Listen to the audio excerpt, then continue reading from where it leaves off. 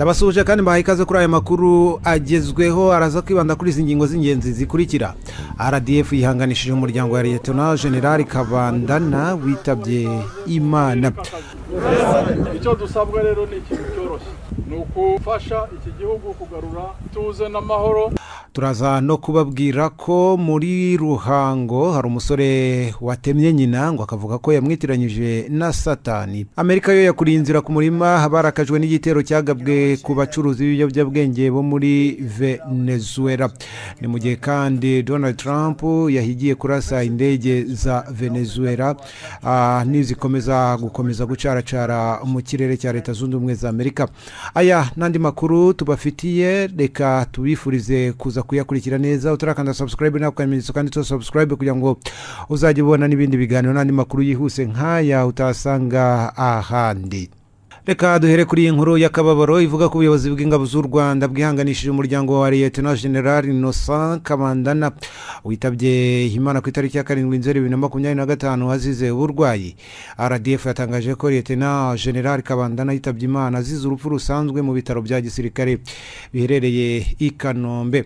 Makuru igihe cyamenye ngo nuko Lieutenant General Kabandana yaramaze iminsi yivuriza muri ibi bitaro. Mu itangazo RDF yashyize hanze yakomeje ivuga ko yihanganishije umuryango we ndetse yifatanyije nawo muri ibi bihe bikomeye. Iti naruhukire mu mahoro. Lieutenant General Kabandana yinjiye mu ngabo z'u Rwanda mu mwaka wa 1990 aza kuba umwe mu bagize uruhare mu kubohora u Rwanda no guhagarika jenoside yakorewe abatutsi mu 1994.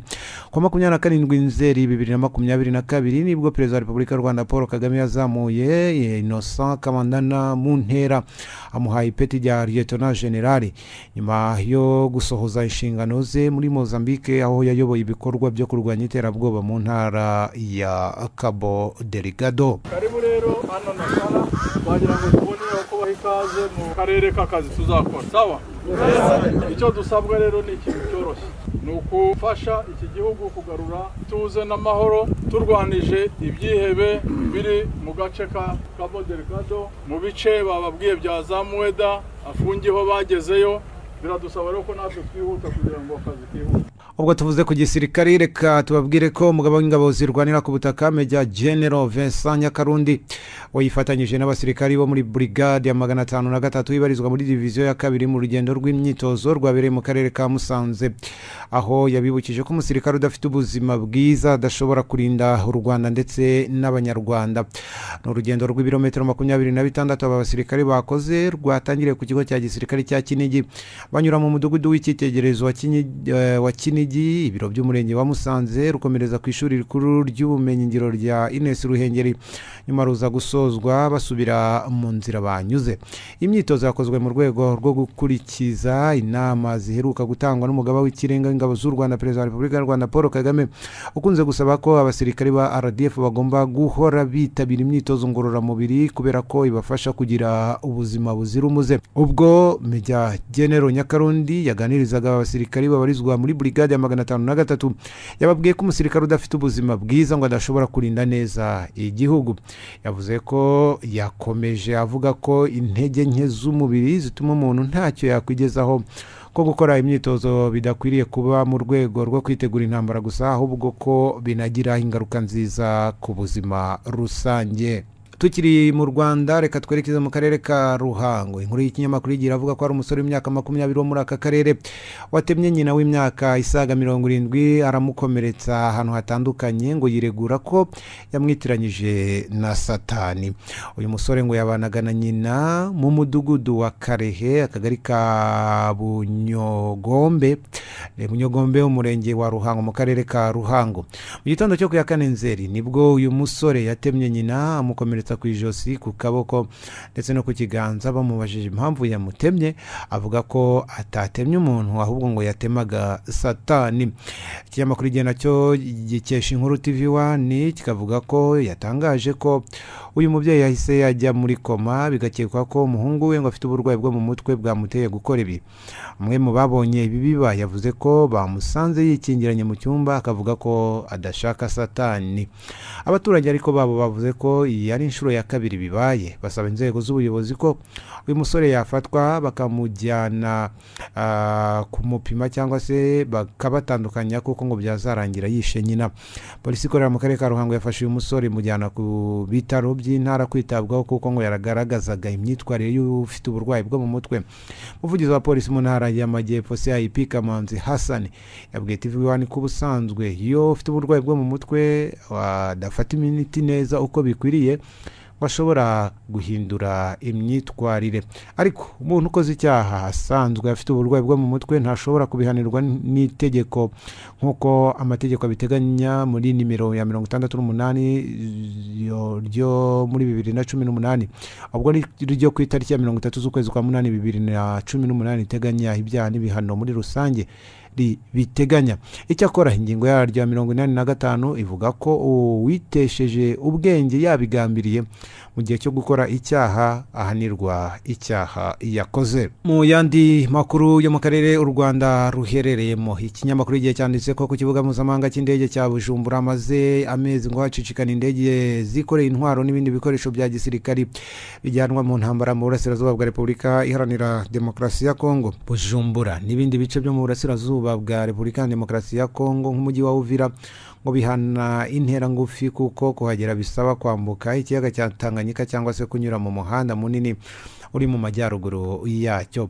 Nyamakuru igihe gikomeza kivuga ko ingabo z'u Burundi za Repubulika ya Demokarasi ya Kongo ngo zisanzwe zifatanya mu kurwanya mutwe twaje intwaro wa M23 kuva 2023 ngo ntiziri kugurirwa intwaro gusa kuko zinahabwa imyitozo yazifasha gusubirana ibice zambuwe mu ntara ya Kivu y'Amajyaruguru na Kivu y'Amajyepfo.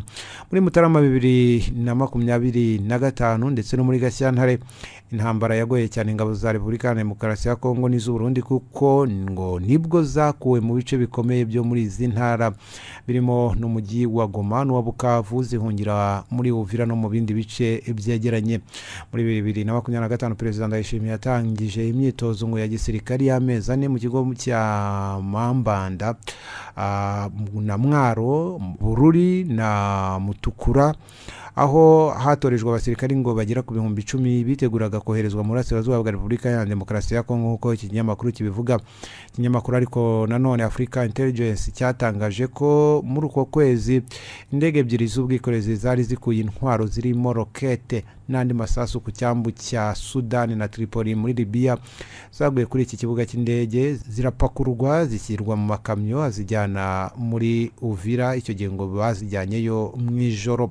Leta ya Kongo nayo yatiye indege za societe zirimo Serve Air y'umushoramari w'umuhinde Harish Jaktan n'eshanu za Mo Gabaon ya Akil Marie Joseph tariki ya 31 Werurwe izifashisha mu kugeza ibikoresho bya gisirikare n'ibiribwa i Bujumbura bivuye Kinshasa bikava byoherezwa muri Uvira. Ikinyamakuru cyasobanuye ko indege ebyiri za Yulushin 276 zavuye i Bukavu zaguye ku kibuga cy'indege ngo cya Bujumbura ku itariki ya 14 Mata n'iya mbere Kanama. Mu ntwaro ngo zari zikoreye harimo iziremereye n'izoroheje nka RPG-7, mashinigani za 7.62 ndetse n'izindi. Intwaro zavuye i Bukavu ngo hashingiwe ku masezerano y'ubugure ubutegetsi bwa Perezida Evariste Ndayishimiye w'u Burundi bwagiranye na Minisiteri y'Ingabo ya Azerbaijan muri Nzeri 2024. Tariki ya mbere Nzeri 2025 indi ndege rero ngo yagejeje izindi ntwaro ziremereye n'into kuri iki kibuga cy'indege, ariko noneho ngo zari zaratumirijwe ingabo za Repubulika Iharanira Demokarasi ya Kongo zoherejwe muri Kivu y'Amajyepfo kugira ngo zifashishwe mu guhangana na M23. Hari inkuru ya BBC ivuga ko Repubulika Iharanira Demokarasi ya Kongo iri gushinja u Rwanda ngo gushaka kwiyomekaho ikirwa cya Ijwi. BBC iterura ivuga ko ubutegetsi bw'intara ya Kivu y'Epfo ya Repubulika ya Demokarasi ya Kongo igice kigenzurwa na leta bwatangaje ko bufite ngo amakuru ko ingabo z'u Rwanda zigera kuri 750 zinjiye mu ijoro ku kirwa Ijwi, kandi ngo kuri iki kirwa ngo hatangiye kubakwa n'ikigo cya gisirikare n'ikigo cy'igipolisi cy'u Rwanda ahitwa Mugote. Mu itangazo ryasohowe n'ibiro ntaramakuru bya Kongo ryanasinywe n'umuvugizi wa leta y'intara ya Kivu y'Epfo, bamwita Rugumwa Bashizi Didier Gabi yavuze ko ibi ari uguhonyora ubusugire bw'imbibi no kugerageza ku Rwanda kwiyomekaho agace ka Repubulika ya Demokarasi ya Kongo ngo rwihishe nyuma ya FCM 23 yafashe ako gace. Iki kirwa ubwacyo ni imwe muri teritwari 8 zigize intara ya Kivu y'Epfo arizo Fizi, Kabare, Kalehe, Mwenga, Shabunda, Uvira, Walungu na Ijwi. Leta ya Kivu y'Epfo nta bimenyetso ariko ngo igaragaza by'ibyo ishinja u Rwanda, ariko igasaba leta ya Kinshasa kubiregera urwego rw'ubugenzuzi rwa International Conference on Great Lakes Region, ubumwe bwa Afurika, no kumenyesha abahuza ba Washington na Doha muri Qatar. Ku ruhande rw'u Rwanda, BBC yanditse ko ntacyo ruratangaza kuri ibi birego bishya bya Repubulika Iharanira Demokarasi ya Kongo, ariko BBC gasubiramo ko u Rwanda ruhakana cyane gufasha umutwe wa M23. U Rwanda rwo ngo rukavuga ko rwafashe ingamba zo kurinda imbibi zarwo. U Rwanda kandi BBC ikomeza ivuga ko ngo rwanakomeje guhakana ibirego bisa n'ibi byo gushaka kwigarurira ubutaka bwa Repubulika Iharanira Demokarasi ya Kongo byagiye bivugwa na mbere. Iki kirwa cya Ijwi gituwe n'abaturage basaga ibihumbi 500, gifite uburebure bwa kilometero kare 70 n'ubuso bwa kilometero kare 340. Kiri mu ntera y'ibirometero hagati y'10 na 15 uvuye ku mwaro w'u Rwanda ku kiyaga cya Kivu. Umutwe wa 23 wafashe iki kirwa muri Werurwe uyu mwaka nta mirwano ibaye, nyuma y'uko inkambi y'abasirikari ba FARDC yari ikari bayitaye bagahunga mbere y'uko abarwanyi ba M23 bahagera. Iki kirwa cyabaye ubuhungiro bw'abahungaga imirwano yacaga ibintu muri teritwari ya Kalehe hagati ya M23 na FARDC na mbere y'ifatwa ry'umujyi wa Bukavu. Perezida wa Leta Zunze Ubumwe za Amerika Donald Trump we yategetse igisirikari cy'iki gihugu ko kigomba kurasa indege za Venezuela igihe cyari cyo cyose zabonwe nk'iziteje ikibazo, nyuma y'uko ebyiri za gisirikari za Venezuela zagaragaye hafi y'ubwato bw'intambara bwa Leta Zunze Ubumwe za Amerika. Minisiteri y'ingabo za Amerika yatangaje ko iki gikorwa kigaragaza ubushotoranyi Venezuela iri gukora kuri Amerika. Byari bibaye nyuma yaho ingabo za Amerika ku itariki ya 2 Nzeri 2025 zarashe ubwato bwari mu mazi mpuzamahanga butwaye ibiyobyabwenge bwerekeza i Washington. Ubwo bwato ngo bwari hafi ya Venezuela. Amerika ikagaragaza ko igamije gukumira icuruzwa ry'ibiyobyabwenge. Ubwo yabazwaga n'abanyamakuru cy'Amerika izakora yagiye indege za Venezuela zakongera kujya hafi y'ubwato bw'intambara bwabo, Perezida Donald Trump yasubije ko abanya-Venezuela bazahura ngo n'ibibazo bikomeye, ngo niba bashyira mu byago bazabarasa ndetse bose.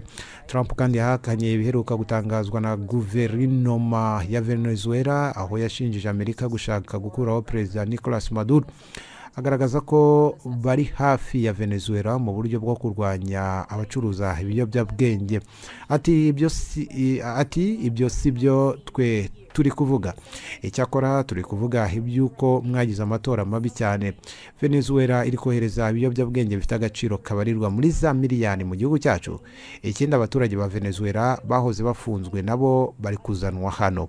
Trump yavuze ko Amerika izakomeza ibikorwa byo guhiga ubwato buba butwaye ibi biyobyabwenge bubinyujije muri Amerika. Hashize iminsi Amerika yohereje ubwato 8 bw'intambara hafi ya Venezuela, ndetse yanohereje ubwato bw'intambara ariko bugendera munsi y'amazi. Mu ntangiriro z'iki cyumweru Amerika yagabye ibitero ku bwato bwavugwaga ko buri mu bikorwa byo gucuruza ibiyobyabwenge, hagwamo abantu 11. Umubano wa Amerika na Venezuela wakomeje kuba mubi cyane mu myaka ishize. Amerika ntiyemera Perezida wa Venezuela Nicolas Maduro wongeye gutorerwa manda ye muri 2018. Amerika yashyiriyeho iki gihugu cyo muri Amerika y'Epfo ibihano byinshi. Muri Kanama 2025 Amerika yashyizeho igihembo kandi cya miliyoni 50 z'amadolari kuzatanga amakuru yatuma Maduro afatwa, kuko imushinja kuba ishyiga ry'inyuma yo gucuruzwa kw'ibiyobyabwenge. nadusoreje amakuru twabateguriye turakanda subscribe na kwamenyesha kandi subscribe kugira ngo uzajye ubona nandi makuru tubategurira utasanga handi ntiwibagirwe gukanda niyo nzogera hitiza kugira ngo amakuru yose tubategurira ujye abona mu buryo bwa notification. Bye.